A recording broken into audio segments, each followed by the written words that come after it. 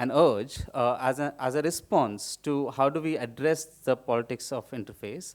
And the call I'm going to say is that we need to relocate design. And the word to relocate is we need to descale it.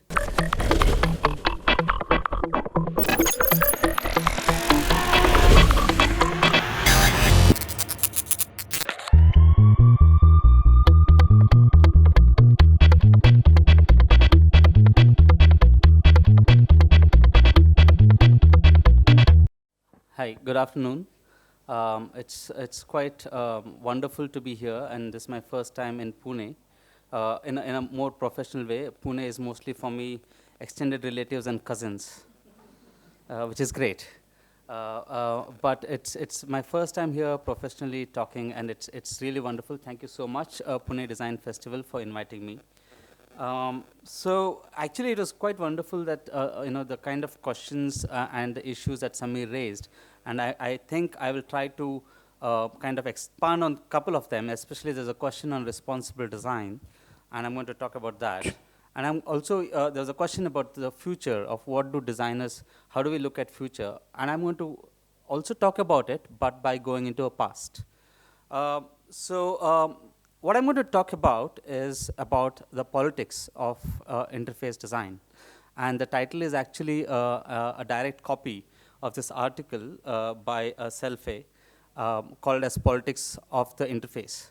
I want to elaborate today on how when we design interfaces and interactions, what are we enabling? What kind of human computer interactions are we enabling? And by human-computer interactions, I don't just mean at the interface, but at the, as Samir talked about, at a more systems level. I'll go through some examples and then problematize the way we look at and do and practice interface design, and also particularly educate interface designers. A lot of my, what I'm going to talk about is coming from, I'm coming to this as an educator and a practitioner, but not necessarily a practitioner that is enmeshed in the corporate world, but a practitioner who works with communities outside the corporate world, right? So the second part of my talk is going to be a call, rather, an urge as a response to how do we address the politics of interface. And the call I'm going to say is that we need to relocate design. And the word to relocate is we need to descale it. Enough of scale, enough of economies of scale. We need to start thinking small. We need to start thinking local. So that's my position, and I'm going to share it with you. I guess it's going to be controversial, but it's times of controversies. We cannot remain apolitical anymore. So, sorry, oh, that was good, okay. So I always begin when I start my class about, my assertion is that design is political. How many of you agree that design is political? Okay. I hope by the end of this talk, almost all hands will raise. So what you see is two chairs. Okay, this one, as I've been told, is designed by Upadhyaya, who is the kind of the lead person in furniture design from NID. And Jacob Matthew then took that idea and he made a lot of these chairs for at Srishti. So I call this as faculty chair.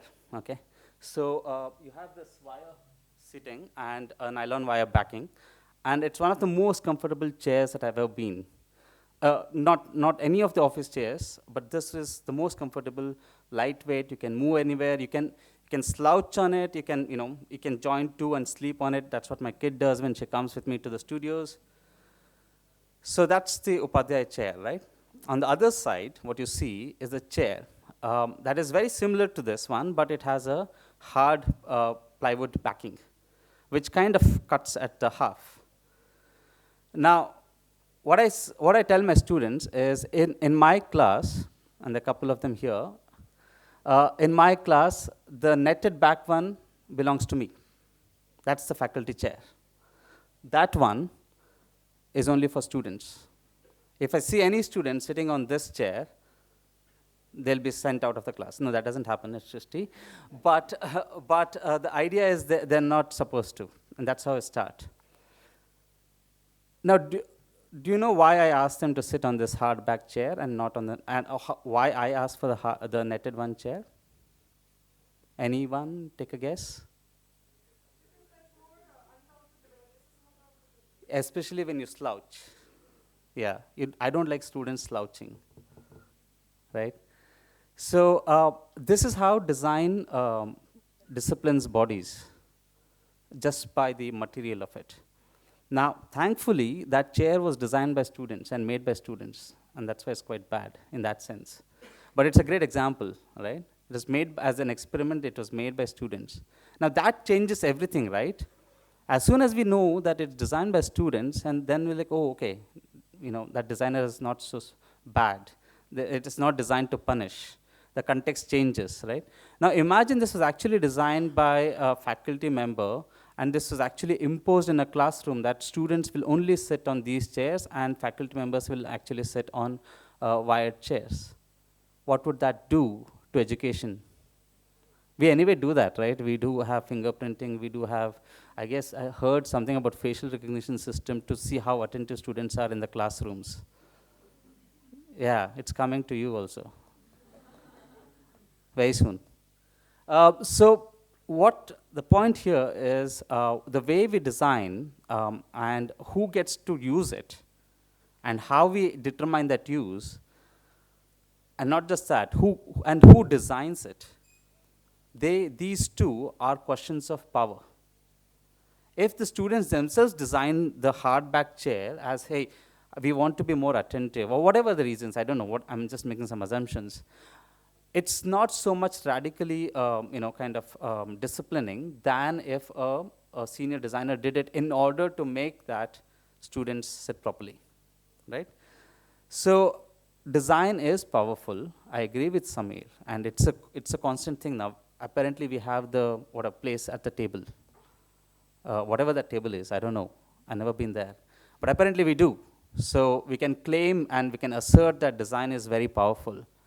But we should not forget that, now this is very cliched, but I'm not going to say that, but with great power come great, no, I'm not going to say that. But design is political because it implicates people. By politics, what I mean is it implicates people. And it implicates their lives, their freedom, their ways of doing things, and their ways of making life, basically, at a very broad sense. So design is powerful and design is political. I gave you one simple example. I'm going to elaborate now and move from a product to a bit of interface. How many of you here are working on or interested in facial recognition systems? Working on, anybody? Oh, thank God. Please don't work on any facial recognition system. They need to be burned down. So I'm going to give you, I'm going to take the case of facial recognition system and talk through about how the power of design can be used in a very radically different ways. And therein lies the politics. So this is a really interesting project by PARI. PARI is People's Archives of Rural India. It's an amazing archive led by this journalist P. Sainath and a set of volunteers, and they do a lot of amazing work to bring in rural stories for urban communities such as us and also abroad to showcase the real India, right? How diverse it is, how rich it is, as well as how they're struggling, what are the alternative ways they're living, and et cetera, et cetera. One of their project is this notion of faces, and the goal behind this is that they want to show that India is very diverse. Indians are very diverse. And I think we all grew up calling people from Northeast as chinkies. We now feel guilty. I do definitely feel guilty because I was not aware of that it's a racist term. But this project is an attempt to say that we are all Indians and we have different facial features, and we belong to different geographies, and we talk different languages. So the way it works is, anybody of you can go anywhere in India, and collect a photograph of a person with their consent, informed consent and all that. And that photograph has to be something like this, clear profile picture, along with data about their names, their parents' occupation, their address, their religion, their caste, and the district that they're coming from, so that they can be geotagged. And that you upload with all the details. And all the detail that you give is your one name and the camera that you used. Now, all this information is available online in this database for anyone, publicly. Exactly. So sometimes we start designing with good intentions, but I'm sure that a couple of you already are starting to see where this is going, right? Now, we have this great idea by the government of India. They already tendered this, and I'm sure they'll be having systems up and running very soon. I'm just banking on the complete inefficiency of A, facial recognition systems, and the B, tech people who are building it to save us. But also, that may also work the other way around. This system is something like, if it works, it's disastrous. If it doesn't work, it's even more disastrous. You don't know. So that's why burn it down. Anyway, so we are setting this up, right? And the argument, again, is for social good. Oh, missing children. Oh, link it with Aadhaar, missing children, and all that. And I'm sure that those are very valuable ideals to achieve for. Those are purposes that we need to design for, right? But what happens is, most often with these systems, is this. Rightful protesters, the right to protest and go out and share your angst against a government policy, and then you are screened by a facial recognition system that, if you read there, was tool to identify lost and found boys and girls by matching photos, is now being used to hunt down people who have their right to protest taken away. Is that what we want to end up our designs with? Is that what we want to enable? Do we want to enable substitution of democratic principles in India by designing such systems? Because it all comes down to the politics of the interface.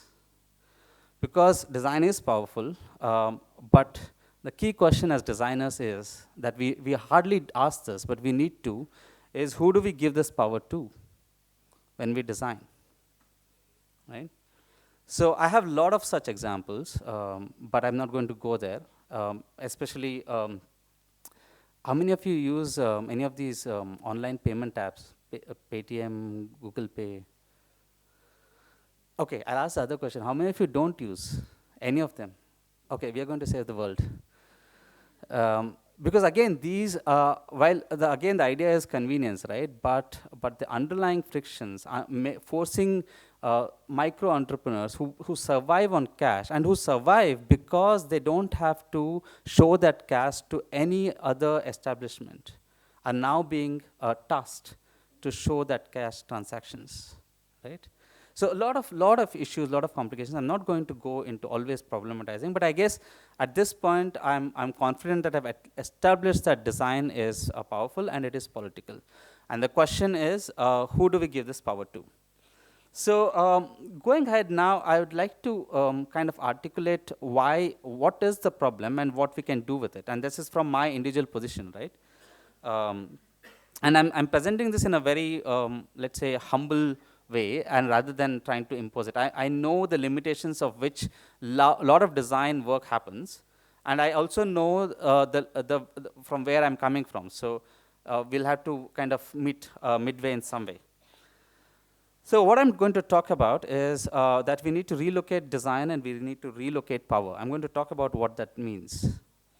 So the inspiration comes from Lucy Suchman. And for those of you who are not aware of Lucy Suchman, I urge you to go and look her up. She has some amazing videos. She's a tad bit academic, prose. You need to read her or listen to her a bit of like a wine. Keep on at it. Read other people who have written about her. But she has fundamentally changed our discipline. How many of you do user research? Or how many of you believe that user research is crucial for design, good design? We all owe it to her to do that. Okay, So she set up this amazing video. It's on YouTube. I'm not going to show that due to lack of time and all that video thing. It's on YouTube. You have Alan Newell, who won the computer science equivalent of Nobel Prize, and someone else very senior, and they were trying to make a photocopy. And it's a photocopy that they designed and was at Xerox PARC, and they sold. It was sold as was the most intelligent one, and they just can't make any copies, and they're frustrated, and then they say shit out of luck and all that. It's a very funny video, which she brings, and through her thesis, she brings about this idea that we need to understand the context of use in order to design. But she also makes a point which is not really, which only is now emerging, is that it's not just important to understand context of use. We need to understand the context in which something gets designed. And that's where power lies. Right from the geographic location, which I'm going to talk about, to who gets to design and who gets to use, who gets to term these terms, right? I think there was a brilliant question about difference between customer experience and user experience, and I liked Samir's answer. Again, saying the complexity between a customer is not always a user, right? But the complexity only begins there. There is multiple layers, because it all comes down to who gets to call somebody a customer, and who gets to call somebody a user, and who gets to call themselves as users, right? So these are the questions that we need to have when we start unpacking the context of design. So let's do a fun exercise, and I'm trying to kind of outline what do I mean by relocating. So I'll start first with an imagination, because design is always about imagination, right? So let's start this. I'm going to read this out, so you don't have to read it out. I'm going to read this out. It's a paragraph of, it's a design case, a design scenario, okay? The entertainment system was belting out the Beatles, we can work it out, when the phone rang. When Pete answered, his phone turned the sound down by sending a message to all the other local devices that had a volume control. His sister Lucy was on the line from the doctor's office. Mom needs to see a specialist and then has to have a series of physical therapy sessions, bi-weekly or something. I'm going to have an agent set up the appointments. Pete immediately agreed to share the chauffeuring. At the doctor's office, Lucy inserted her Semantic Web agent through her handheld web browser. The agent promptly retrieved information about Mom's prescribed treatment from the doctor's agent, looked up several lists of providers, and checked for the ones in plan for Mom's insurance within a 20-mile radius of her home, and with a rating of excellent or very good on trusted rating services. It then began trying to find a match between available appointment times supplied by the agents of individual providers through their websites and Pete's and Lucy's busy schedules. Does this sound very familiar or not? So what product are they talking about? Hmm? Which one? Any idea which one they are talking about? Okay. Okay. Okay. What year do you think this was first written down or published? Any idea? Okay. No, it's not science fiction. No. It's a use scenario of an actual product. Okay, so yeah, it's about it's actually this has been experimented in the 80s, but this one came in 2001. This is from Tim Berners-Lee, and they call it as a semantic web, and it's driven by this notion of, and this was before Google, and this was again this notion of an agent, a software agent, and interestingly they called it as Jeeves. How many of you know what's Jeeves? Who's Jeeves? Okay, right. So Jeeves is basically this character of a butler, an English butler, of a rich English nobleman, and Jeeves is super smart, super intelligent. Jeeves is always knows what his master wants, is always silent in the background, and before the master asks for it, he presents what exactly the master wants. And that's the imagination that was built into all these products. They were designed as Jeeves, right?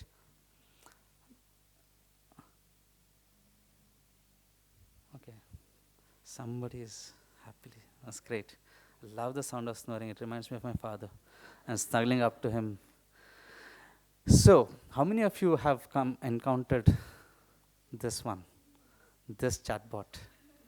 And many others. This is an example. It's IRCT is a famous bashing tool for designers, so I just took that up.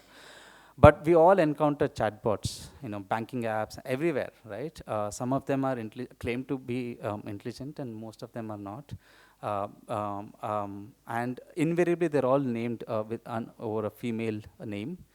Um, but again, the idea is the same. The Victorian butler translated into Tim Berners-Lee's Semantic Web and Jeeves, and it's okay. Don't let them be.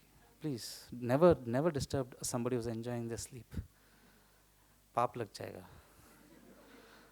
Okay, so we have the same imagination of a Jeeves, and most of us really didn't know Jeeves, who Jeeves is. And then we transpose it to the context of use here. And then we kind of gender it by giving a female gender. And then we come back and surprise saying that, hey, these chatbots get really abused. People just don't think, they just abuse and they get frustrated and they abuse these chatbots we need to take down. There are quite a lot of cases where banking chatbots have been taken down because of abuse by customers. And I am like, yeah, just look at how we treat our domestic help in our homes. If that is the model that you're building, obviously they'll be abused. So the question is, why perpetuate the same imagination? So the point is that, one, we need to question where our imaginations of technology, of future, where are they coming from? Okay, invariably they're coming from Palo Alto, because they claim that the future arrives earlier in Palo Alto. But here's the thing. But when it's high noon there, it's already tomorrow in Asia. Right? So this is a brilliant panel discussion by all these scholars in the US. But let me clarify. It's not just that our imaginations are coming from Palo Alto and that's the only problem. Because that relocation is not just geographical. Right? It's also, it's according to access of power. How many of us invariably think that when we have to relocate this imagination, abhi Silicon Valley se nahi, abhi yahan se lenge, we immediately jump to our mythologies, Mahabharata and Ramayana, without understanding that a lot of populations of India don't have a common understanding of faith of those mythologies. There are multiple Ramayanas, there are thousands and thousands of Ramayanas, but yet we say that, there is one story. And that's why we have the politics that is happening with CA and NRC now, right? So the question is not just questioning where the imagination is coming from Silicon Valley, but also questioning our own, saying that this is what Indian imagination is. There's no one Indian imagination. Somebody needs to remind me of time. I love talking. Okay. I think, yeah, okay, I'll try to move quickly into the next thing. So what I'm saying is, we need to relocate design and we need to relocate power. And one is on the notions of imagination, right? That we need to really question where our imagination of a product, of a design, of a technology is coming from. For example, where is the imagination of a facial recognition system coming from? Why do most of the government-based database technologies, including Aadhaar or whatever it is, demand transparency from people without giving any transparency from the government? Right? So these are the questions that we need to ask, and these are questions of the interface. Now I'll quickly come down to one case that I've been working on, just to show an example of more elaborate this idea, is of community health. So we all know that, and many of us are maybe working here in healthcare, but AI apparently is coming to healthcare. And there's a whole lot of Google paper about how Google AI beat doctors in making breast screening, which is actually a very bad scientific paper. And this is just hyped up. So I'm just going to talk about, now this is at one side, that AI systems, huge scale systems we need to implement because we don't have proper healthcare systems, it's broken down, there's no enough data, and hardly anything happens on the ground kind of an attitude, which we need to plug in and make it more efficient with AI systems, right? So I'm going to present what do we see about healthcare when we see it from not from the center, not from Delhi or from Bangalore or Silicon Valley, but when we relocate ourselves with where care happens, okay, which is the site.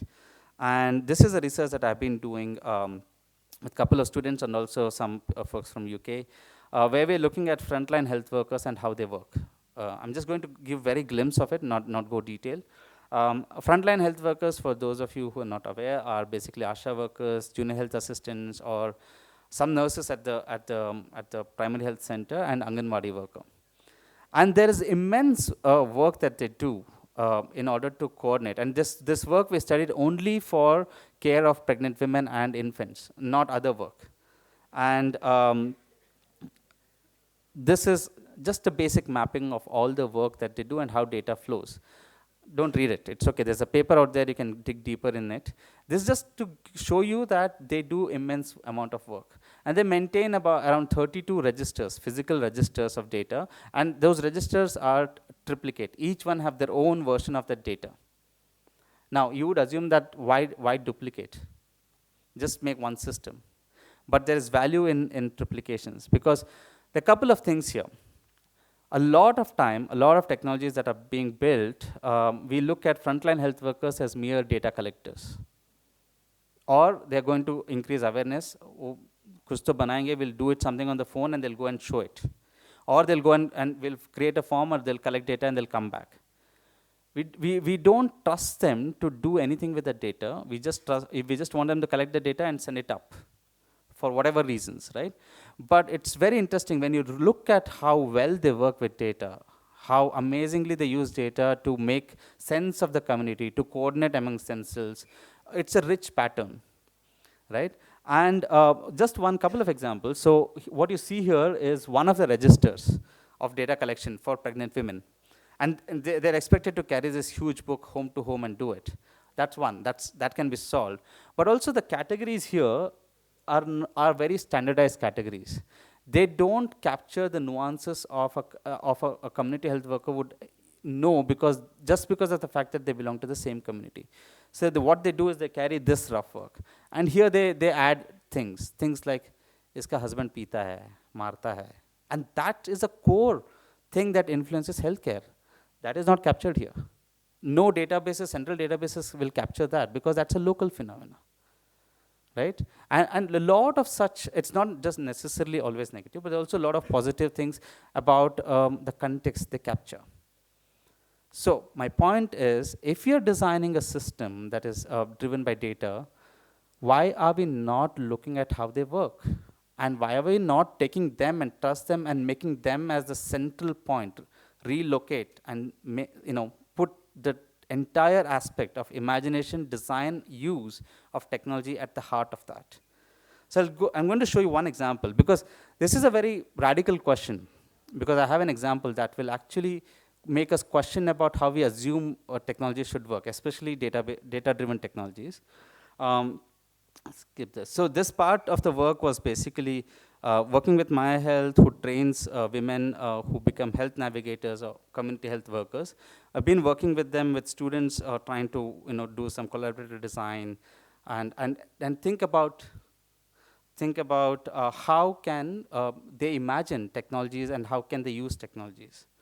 One of the things that came about in these sessions is that, so to give you a bit more detail, these health workers manage about 200 households, and they collect data in Chenpatna area on the way to Mysore.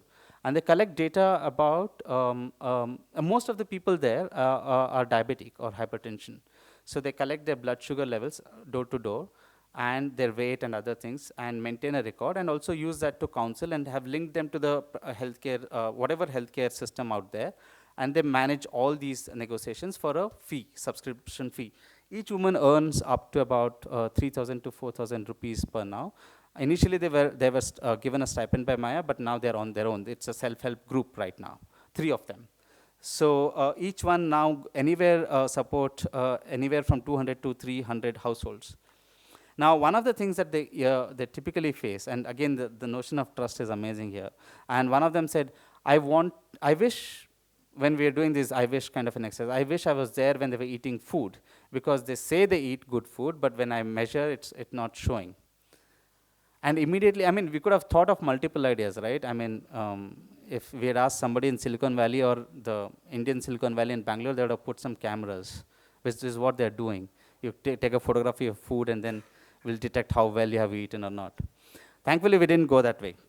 So what we looked at is how do we come up with a practice that will enable a household and the health worker together tinker around what is good food habit. Because what is good food habit need not come from the top, right? And most, I don't know how many of you use diet apps. Thankfully, I don't have to. You don't have to say that right now. I can imagine that that's a very controversial question. So a lot of these diet apps have very standardized, calorie units or weights units and standard measures. There's a reason for that. I'll come to that. Whereas here, and we worked on multiple ideas, and this was a prototype. So basically, the prototype is that it's a screen. You share with the household shares what they ate for yesterday, and then that comes up as a nice plate. And the plate is not divided into proteins or anything. It's divided into food colors. WH has done really good work on this.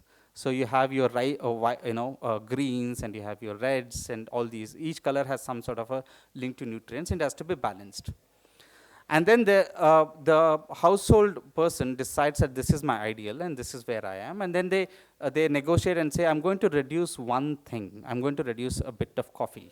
Or I'm going to replace coffee with lime juice or something like that as a way. And then they go on and build it over time. Then there's a whole lot of things of collective tracking. Now, I just want to bring the one incident of this particular thing when we are putting it and we are working with them about these ideas. And this woman is a mother-in-law with 3 children, all 3 male, and so she's literally the owner of the house because she's the owner of the kitchen, but she cooks, and she has diabetes and hypertension, and she makes mutton keema balls 3 times a week, right? And that's quite detrimental for her health. So the once it came out, and the health navigator was asking her, can you reduce it? Can you make it once a week or twice a week? And she's like, no, nothing doing. I need it 3 times a week. How many times of a day you, like twice? Can you don't have it at dinner? Like, neend nahi aati, bina khane se. Okay, then what do we do? 2 balls, nahi, ek hi ball, can you eat? No, like, nahi. And a lot of back and forth. Then finally, it came to the size. The size was, like it's an orange. And like, can you think of a smaller size? Can you make it a nimbu size? I'm like, हाँ, हो सकता है. Now, in this, what is the standard was subjectively arrived between 2 sets of people, right? Now, this won't work for data systems that are driven by an imagination and a practice of collecting data in order to monetize them. This will only work when the data is only meaningful for that household, because what is the size of the ball is meaningful for that household. It has no sense to anyone else outside, apart from maybe her doctor. Right? So when we relocate design at that site, including our imagination, including the process of design, we're not gone into the process of use, lot things changes. It changes, it gives us a radically new understanding of what design should be, right? So what I'm going to suggest is we don't think, or we should not rather think about design as an end-to-end process. Turnkey process. It works great because that's how corporate world works, or the larger design firm works. You do something, you build, you give it, it's done. But I would rather urge for trying to relocate it in ways that we collaboratively build something over time. And it's never finished. It goes on and on. It's a brilliant drawing by Bill Buxton. So that's my argument, that we need to relocate design, we need to relocate power. And by that, essentially what I mean is we need to design with and not for. And it's very important, who is this with? Do you want to design with Delhi police or with frontline health workers, right? That's the question. So we need to be, and that's a political question. Who do we align with? We cannot remain apolitical. If we say that we don't have to align with any, invariably we align with those who have power. Can we align with somebody and shift that balance of power? That's a broader question. So designing with and not for. And that's what was my main thesis of my talk. Thank you so much.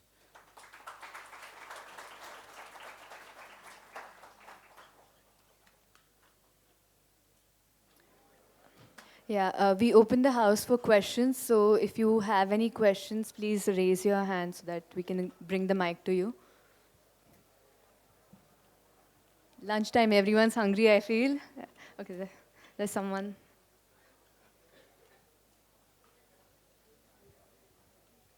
Thank you. Thank you, sir. Uh, my question would be like, you gave an example of relocate. Does that mean get into the user's uh, shoes and then think the users think from their perspective? So it is kind of a user experience. I mean to say like user research as well, right? Yeah. No, I would say yes, it is, but it's also more than that. It's participatory design, of Mm-hmm. course, but also it's, as I said, it's not just about asking the participants who will be future users to help us design better, but it's actually saying that the design happens there, the production happens there, the use happens there. That's a radical perspective, right? Absolutely. Yeah. And regarding the first point that you mentioned in your this thing presentation about technology, how we are designing for some this thing use, but it should not be misused Hmm. basically. Hmm. So security is the most important Hmm. aspect which Hmm. needs to Hmm. be covered Hmm. as designers while we Hmm. Hmm. when we design products, Hmm. right? Yeah, and I also understand that as much as we say design has power, we really don't have control of how it gets used, right? But there is an interesting example, especially coming from Silicon Valley, where tech worker coalitions and tech workers have been stopping, petitioning corporations like Microsoft and Google to stop selling their products for in the Immigration Council, which is quite a controversy right now. So they're petitioning and they're bringing in order to stop. There are other models. I'm not getting into that. I do know the complexity of working with large scale organizations where a lot of revenue does come from building such systems. But I think we need to start at least thinking about where it is going. Yeah, and considering the design is political aspect that you mentioned, so if we consider that Aadhaar, so while the implementation of Aadhaar, there was retina scan and fingerprint scanning has also been done at that time. So if we compare it with the NRC in CAB right now, so that data might have been used by the system or the government to implement those aspects. And Yeah, the there is a reason why Amit Shah keeps saying that Aadhaar is no more valid for NRC. He wants birth absolutely, certificate. Exactly. absolutely. Yeah, yeah. They know that it's actually not. There's a lot of loopholes in that. Yeah, Yeah, that's right. exactly. And many of them had that their system itself, they have created Aadhaar cards who are not actually Indians. Yeah. So there's a question back there.